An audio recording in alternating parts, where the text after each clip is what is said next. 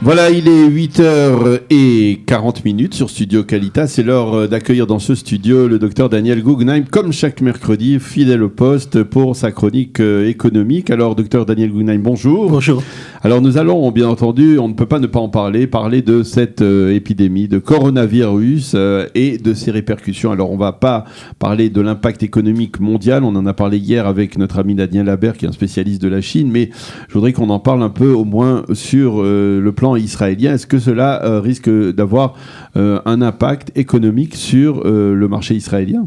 Oui. D'abord, j'ai vu que vous venez d'en parler à la revue de presse.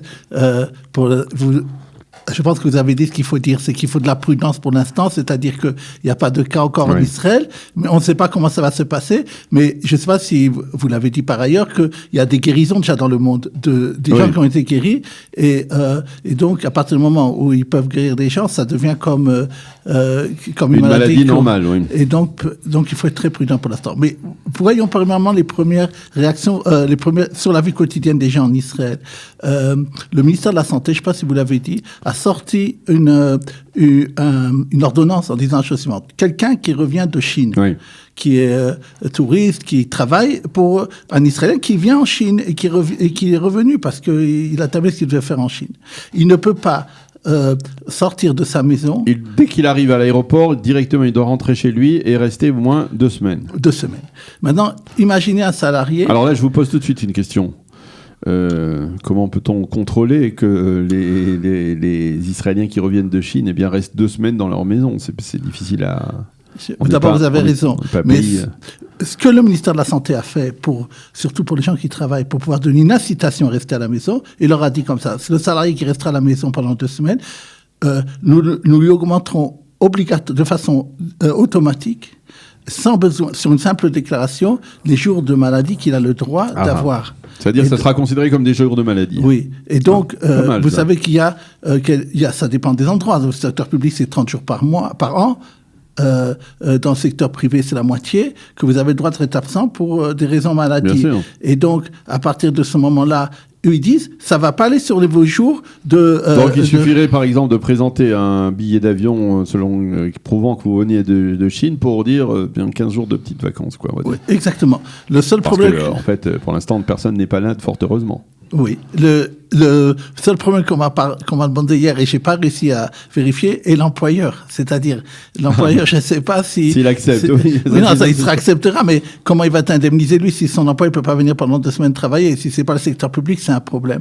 Je ne sais pas, j'ai pas vraiment de réponse. J'ai vu qu'on parlait surtout des salariés. Deuxième chose très importante, beaucoup de gens reçoivent des paquets de Chine. Ah oui, les fameux paquets de Alibaba. La poste de mon quartier à Arnof a envoyé un mot en disant que ceux qui arrivent maintenant de Chine, n'ayez pas peur qu'ils n'ont pas le coronavirus. Les gens ont eu peur de toucher au paquet. Et non. Maintenant, il y a peut-être des gens qui ne reçoivent... On m'a dit aussi, il y a des gens qui ne reçoivent pas les paquets. Il n'y a pas de liaison aérienne. Donc, il faut... Et quand on réfléchit à Israël, qu'est-ce qui va se passer? À part Tou Bishvat, ça on va parler plus après, mais Purim, ça va venir dans 1 mois. Vous savez, beaucoup de choses qui viennent maintenant qu'on mange. Des déguisements, etc. Ou déguisements, ou qu'on mange, que ça soit Purim ou Pessah, ça vient de Chine. Et on en voit pour la cachoute, parce qu'on voit Jean là-bas, qu'est-ce qui va se passer? Il n'y a personne là-bas qui va travailler.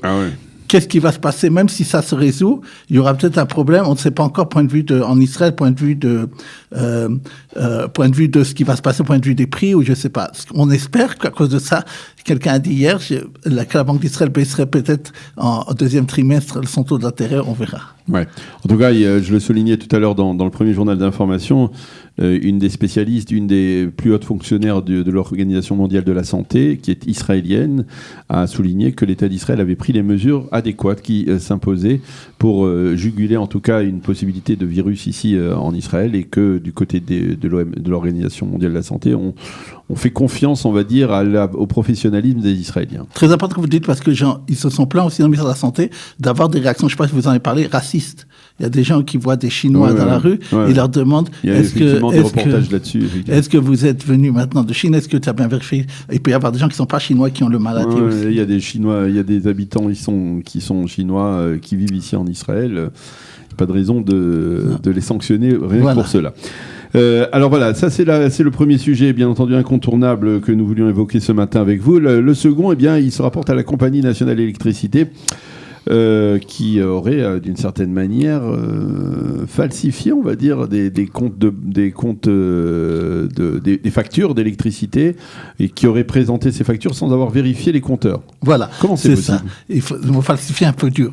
Il s'agit de la chose suivante. La loi, elle dit comme ça que la compagnie d'électricité, pour pouvoir vous donner une facture, doit aller vérifier le compteur. Maintenant, il y a des fois des compteurs que c'est très compliqué d'y arriver, et là, la loi permet de faire ce qu'on appelle une évaluation. Okay. Mais ce qui s'est passé, c'est que la compagnie d'électricité a exagéré là-dessus et a fait des évaluations qui étaient d'ailleurs en sa faveur, sans doute à sa faveur, et a trop pénalisé certains consommateurs. 4 consommateurs, un qui est agent immobilier, un qui est comme ça dans différents endroits du pays, se sont rendus compte de ça et déjà il y a 1 an sont allés devant la justice en disant on estime que pour tous les ensembles des Israéliens qui a eu ça, pour notre première destination, 16,5 millions de shekels.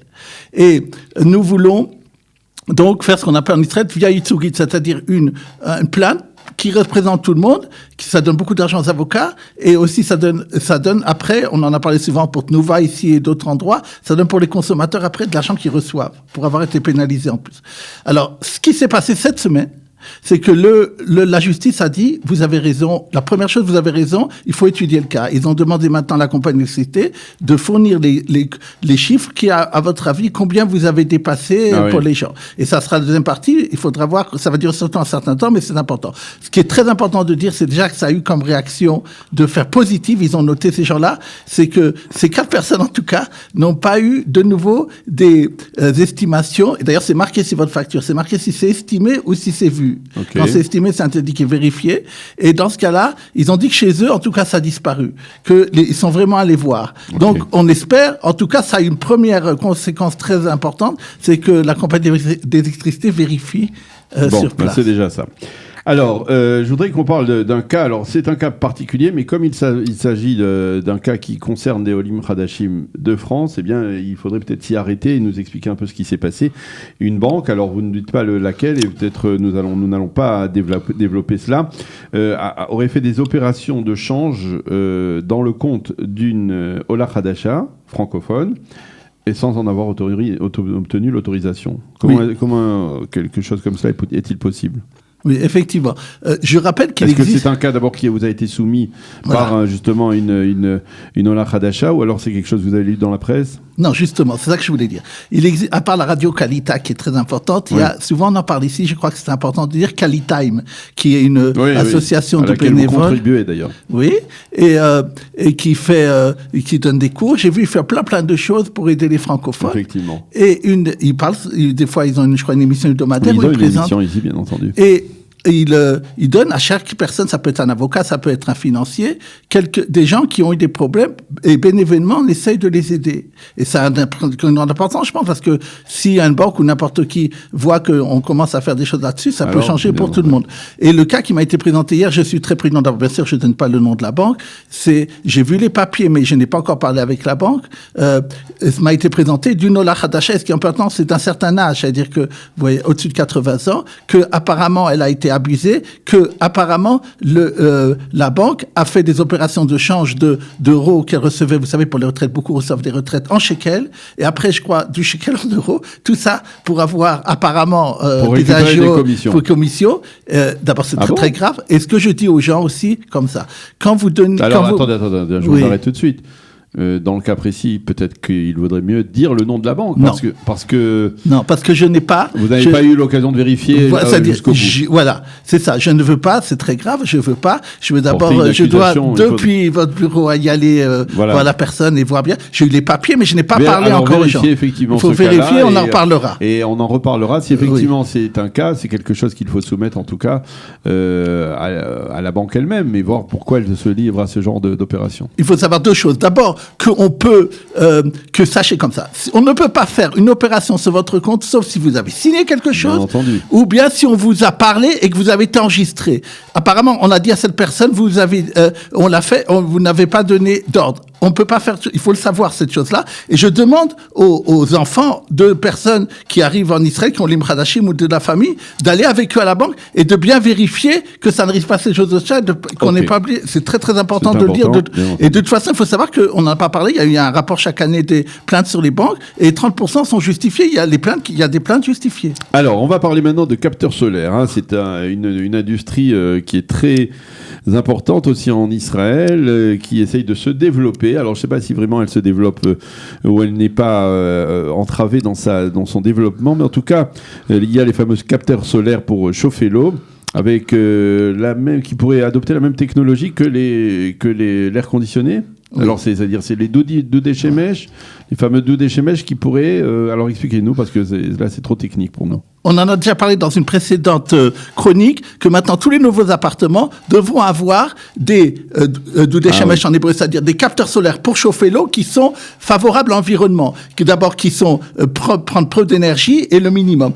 Il parle de 70% d'épargne d'énergie. Maintenant, c'est cette entreprise elle va lancer ça, elle a annoncé, elle a fait, ça coûtera 6 000 shekels. C'est extraordinaire. Vous pourrez, même de votre téléphone, avec une application, commander ce Dudei Shemesh, ce capteur solaire qui fait chauffer l'eau. Vous pouvez être dans votre eau, vous savez déjà, je sais pas si vous arrivez, vous prenez votre bain, et puis tout d'un coup, c'est froid, non? Oui, bien sûr. Alors, vous pourrez, depuis votre capteur, depuis votre bain, pouvoir commander et faire chauffer. Et donc, et je pense que c'est quelqu'un qui veut maintenant, qui doit changer, qui s'intéresse à ça, quelle que soit la compagnie. Une sorte de télécommande. Voilà. Okay. Et je pense que c'est très important. Et pour intéressant.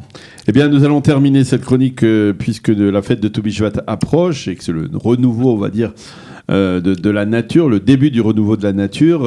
Alors, vous allez nous parler du coût des fruits, parce qu'effectivement, ceux qui se rendent dans les supermarchés, comme vous et moi, eh bien, constatent que pendant la période de Tobi Shvat, il y a énormément de fruits, des fruits secs, mais que ça coûte, on peut l'avouer, très cher.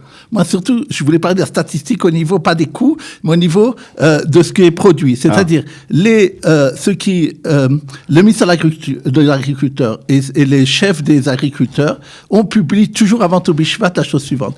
N'achetez pas des fruits secs qui viennent de Turquie et d'autres pays, Thaïlande, de Chine maintenant, ce n'est plus. D'abord, c'est malsain souvent pour la santé parce qu'il y a beaucoup de colorants. Mais en plus, vous avez Tobi Shvat, c'est la fête des fruits frais. Bien sûr. Et souvent, d'ailleurs, dans les fruits frais, ils avaient moins de problèmes de verre que dans des fruits secs, comme ça ils disent.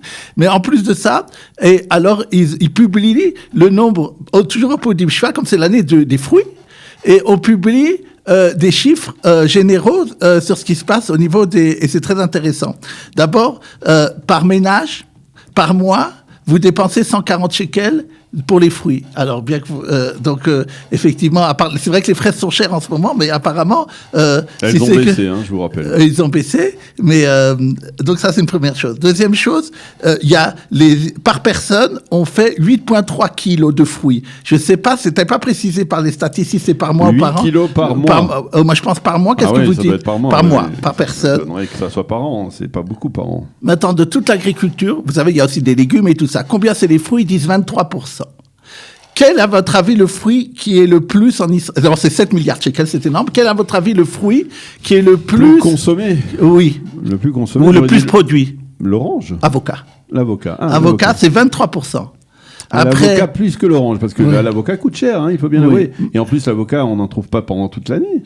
Parce que les oranges, on en a toute l'année quasiment. Je parle en production. Ça veut dire pour nous et pour l'exportation, 23%, c'est statistique de ça, l'organisation générale. 23% pour l'avocat. 17%, c'est rare. 23% c'est tous les fruits par rapport aux choses, 17% l'avocat. Les pommes, 13% après. Les pommes, d'accord. Et les oranges? Allez, tous les autres fruits, comme vous dites, 10%. Ah bon, d'accord. Ils disent à peu près pour... Intéressant. Voilà. Et donc, effectivement, on vous souhaite une bonne fête de Tobi Shvat. Savourez bien ces fruits de la nature qui nous sont offerts pendant cette... entre guillemets, pendant cette fête de Tobi Shvat. Merci beaucoup, Dr Daniel Guggenheim, pour cette chronique très détaillée, toujours pertinente. Merci d'être venu dans notre studio.